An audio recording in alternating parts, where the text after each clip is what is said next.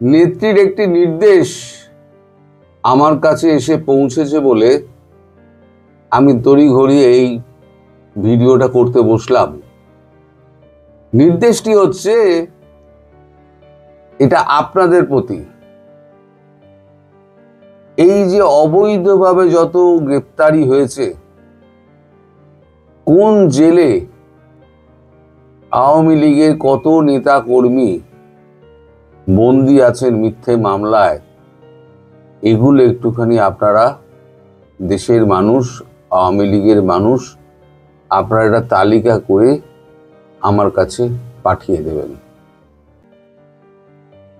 আমি আমার এই টেলিগ্রামের নাম্বার আবার আপনাদের কাছে আমি দিয়ে দিচ্ছি।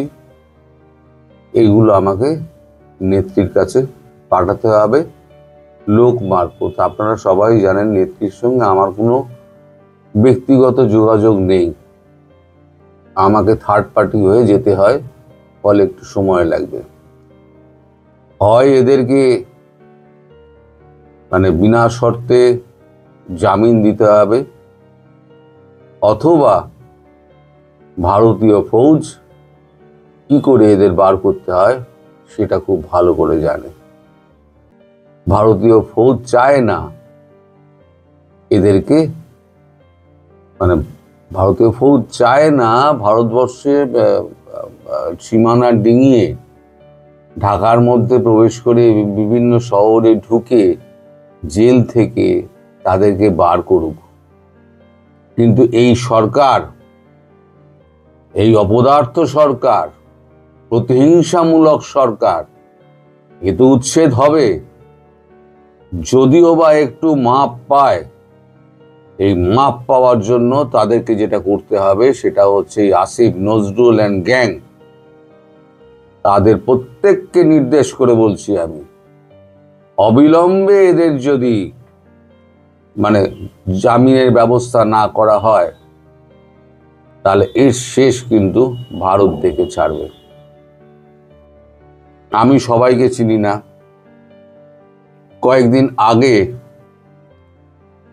বেশ কিছুদিন আগে থেকে তো আপনারা জানেন যে আমাদের সাংবাদিক মঞ্জুরা আলম পান্না, কলিমুল্লাহ স্যার এবং আরো অনেকে গ্রেপ্তার হয়ে রয়েছেন।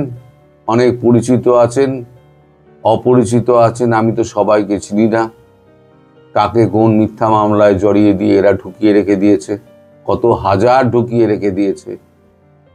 এখন সম্প্রতি একজনকে গ্রেপ্তার করেছিলেন, তার নাম হচ্ছে শেখ ফিরদৌসী কাজল কাকলি। শেখ ফিরদৌসী কাজল কাকলি শেখ হাসিনাকে যখন করে দেওয়া হয়, বঙ্গবন্ধুকে হত্যা করা হয়, বা ওই সময়তে উনি গেট পাহারা দিয়েছিলেন। শেখ হাসিনার অত্যন্ত প্রিয় পাত্রী, তাকে 3 তারিখে যখন হাজিরার জন্য কোর্টে আনা হয়, তখন ভ্যানের মধ্যেই তার অঙ্গের একটা অঙ্গ পড়ে যায়, অবশ হয়ে যায়, তিনি প্যারালাইজড। সেই অবস্থায় এই জানোয়ারগুলো, এই আসিফ নজরুলের নির্দেশে এই জানোয়ারগুলো, আসিফ নজরুল তো একটা জানোয়ারের জানোয়ার, তার নির্দেশে এই জানোয়ারগুলো তাকে নিয়ে গিয়েছে আবার জেলে। তাকে এখনো পর্যন্ত হাসপাতালে চিকিৎসার জন্য পাঠানো হয়নি। এনার সঙ্গে আমার পরিচয় আছে, এনার সঙ্গে আমি কথা বলেছি, আমি পণ করেছি যতক্ষণ না পর্যন্ত প্রত্যেকটি আওয়ামী লীগকে, নিরপরাধ কর্মীকে, অপরাধী হলে সেটা আলাদা কথা, নিরপরাধ কর্মী মিথ্যে মামলায় ফাঁসিয়ে যত শিল্পী, সাহিত্যিক, সাংবাদিকদের নিরপরাধ তাদেরকে মিথ্যা মামলায় ফাঁসিয়ে ঢোকানো হয়েছে, তাদের প্রত্যেককে মুক্ত করে আমি ছাড়ব। এ আমার পণ। হয় ভালোই ভালোই এদের ছেড়ে দিন, এটাকে হুমকি বলে ভাববেন না, একদম হুমকি বলে ভাববেন না। এটা হচ্ছে সতর্কবাণী। যেটা ভালো করে কান দিয়ে আসিফ নজরুল, ইউনূস সাহেব আপনারা ভালো করে শুনে নিন। খুব বেশি দিন আপনাদের আর ওয়েট করতে হবে না। এই যে অবস্থা আপনারা যেটা করেছেন না, তার 4 গুণ ভোগান্তি আপনাদের ভুগতে হবে। আপনারা কোথাও পালাতে পারবেন না, সব রাস্তা বন্ধ। আমি গ্যারান্টি দিয়ে বলছি, আপনাদের হাতে যদি বিদেশি পাসপোর্টও থাকে, আপনাদের ভারতবর্ষ আটকে দেবে। ওই বিদেশি পাসপোর্ট দেখিয়ে আপনাদের মতো ক্রিমিনালদের ভারতবর্ষ কিন্তু মানে দেবে না, ওই পালানোর সুবিধে করে দেবে না। এয়ারপোর্ট ইমিগ্রেশন ওই যে ঢুকিয়ে দেবে, ওখান থেকে সোজা হচ্ছে দমদম সেন্ট্রাল জেল অথবা আলিপুর সেন্ট্রাল জেল। তারপর কবে যে সূর্যের মুখ দেখবেন তার কোনো ইয়ত্তা নেই। আর দেশের মুখ দেখতে পাবেন কিনা এ জীবনে, সে সম্পর্কে কিন্তু পুরো ধোঁয়াশাই থেকে যাবে আপনার জীবনে।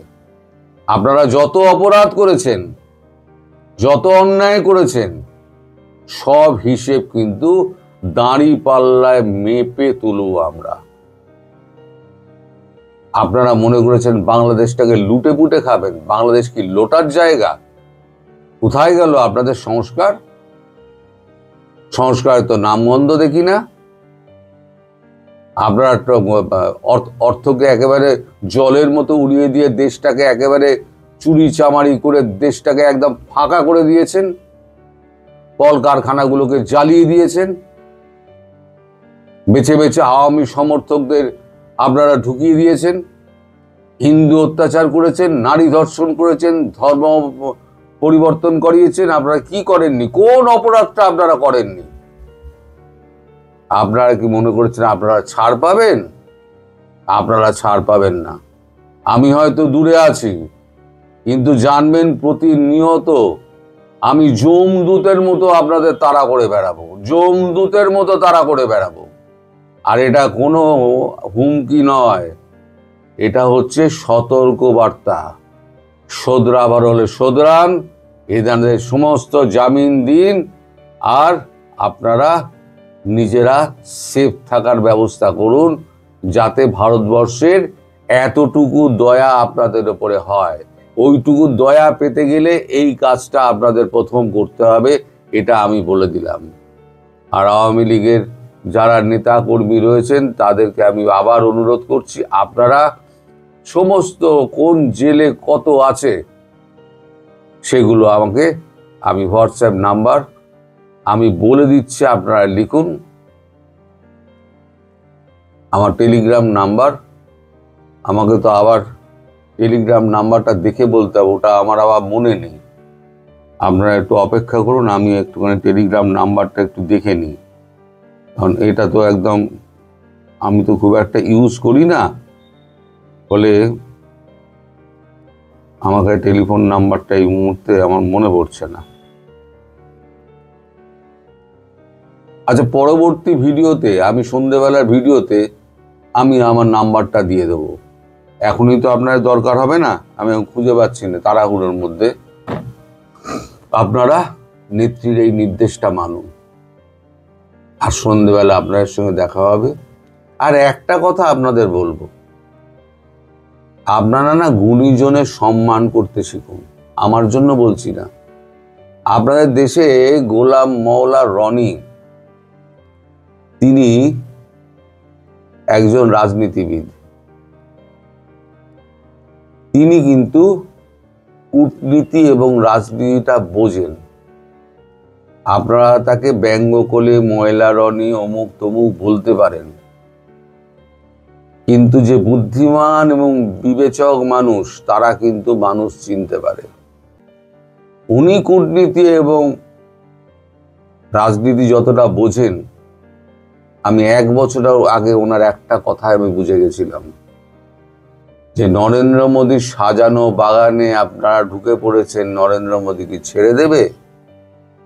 অনেকেই তার কমেন্ট বক্সে দেখেছিলাম অনেক কুকথা লিখেছেন, ময়লা রনি অনেক কুকথা লিখেছেন, আবল তাবল বকে অমুক তমুক।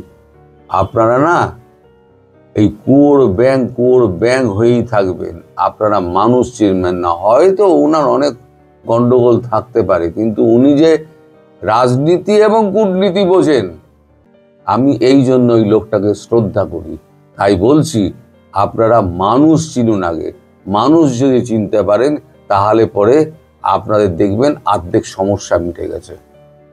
সবাই, আমি বললাম ময়লা রনিকে আমি চিনিও না, তার সঙ্গে কোনোদিন আমার কথাও হয়নি, কিন্তু যেটা সত্যি সেটা সত্যি। যারা যা জানে, জ্ঞানী মানুষের শ্রদ্ধা করা উচিত। আপনারা সেই শ্রদ্ধাটুকু আপনারা দেখাতে পারেন না, আপনাদের মধ্যে অশিক্ষা ভরা এতটা। আমি ওই যারা লেখে, আমি তাদের কথা বলছি, আমি আপামর বাংলাদেশিদের কথা বলছি না, যারা লেখে আমি তাদের কথা বলছি। যাই হোক, আমার যা বার্তাটুকু দেওয়ার আমি দিয়ে দিয়েছি। আপনারা সবাই আমাকে ওই লিস্টটা জানাবেন, আর আমি ফোন নাম্বারটা সন্ধ্যেবেলার ভিডিওতে আমি স্ক্রিনে রোল করে দিয়ে দেবো, নইলে মুখে বলে দেবো। এটাতে তো এডিট করা যায় না, আমি ডাইরেক্ট বলে দিই এবং ডাইরেক্ট আপলোড করে দিই।